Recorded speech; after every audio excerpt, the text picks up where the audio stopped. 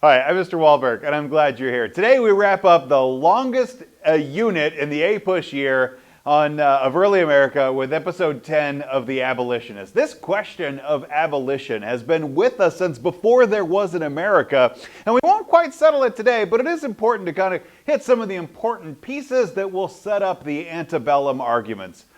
Turn with us now to those thrilling days of yesteryear, when out of the past come the thundering hoofbeats of Wahlberg's A-Push. History class rides again!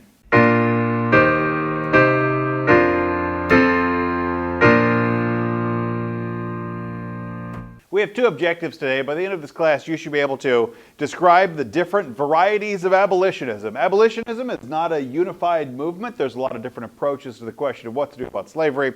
And number 24, explain how abolitionism challenged barriers to racial equality and to free speech. But let's begin in Roman numeral number 23.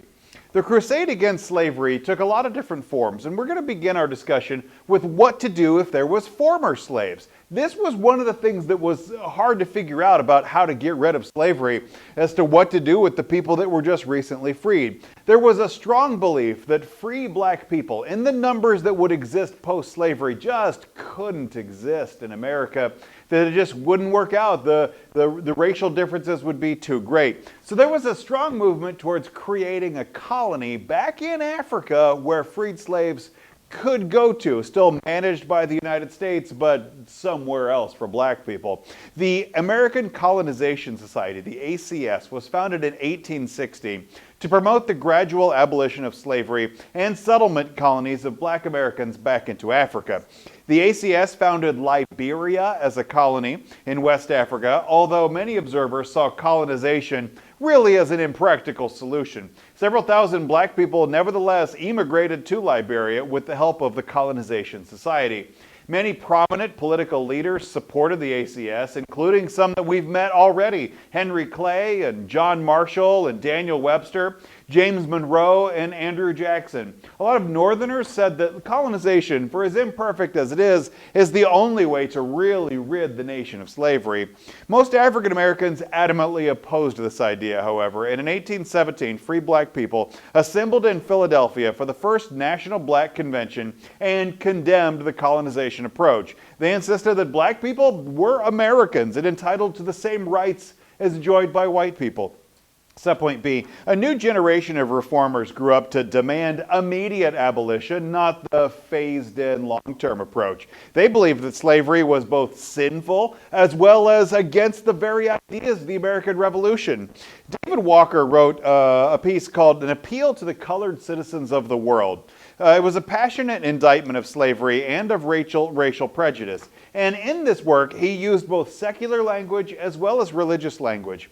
The appearance in 1831 of a magazine or a newspaper known as The Liberator, put out by William Lloyd Garrison. The Liberator was a weekly journal published in Boston, and it gave abolitionism a permanent voice and the new militant style of permanent voice. Some of William Lloyd Garrison's ideas appeared to be too radical for America as a whole, but his call for immediate abolitionism was still echoed by many. He rejected colonization outright. He writes, "I will be as harsh as truth and as uncompromising as justice. On this subject, I do not wish to think or speak or write with moderation. I will not equivocate. I will not excuse. I will not retreat a single inch, and I will be heard." The Liberator was outrageous to Southerners for its incendiary rhetoric, such as that the North should dissolve the country to end its complicity in slavery. Garrison's columns were reprinted again in Southern newspapers to condemn them, to talk about, like, this guy's crazy. But it also gave him a bigger platform and got him published in newspapers that otherwise wouldn't have carried him.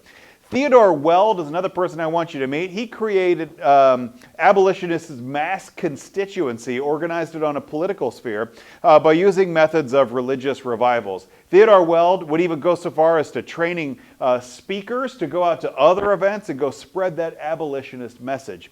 Subpoint C, nearly all the abolitionists, despite whatever their militant language would be, universally rejected violence as a means of ending slavery.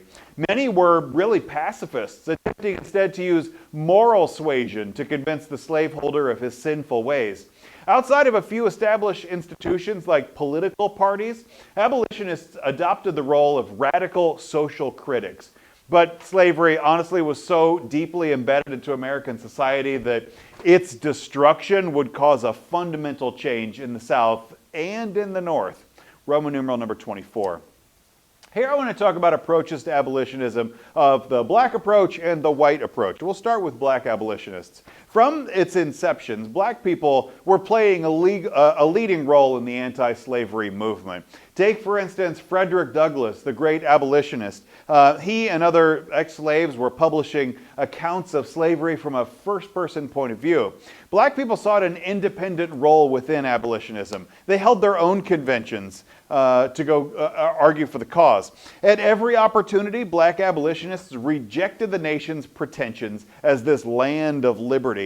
Frederick Douglass famously questioned even the meaning of the 4th of July, saying, "Am I called upon to bring our humble offering to the national altar and to confess the benefits and express devout gratitude of the blessings resulting from your independence to us?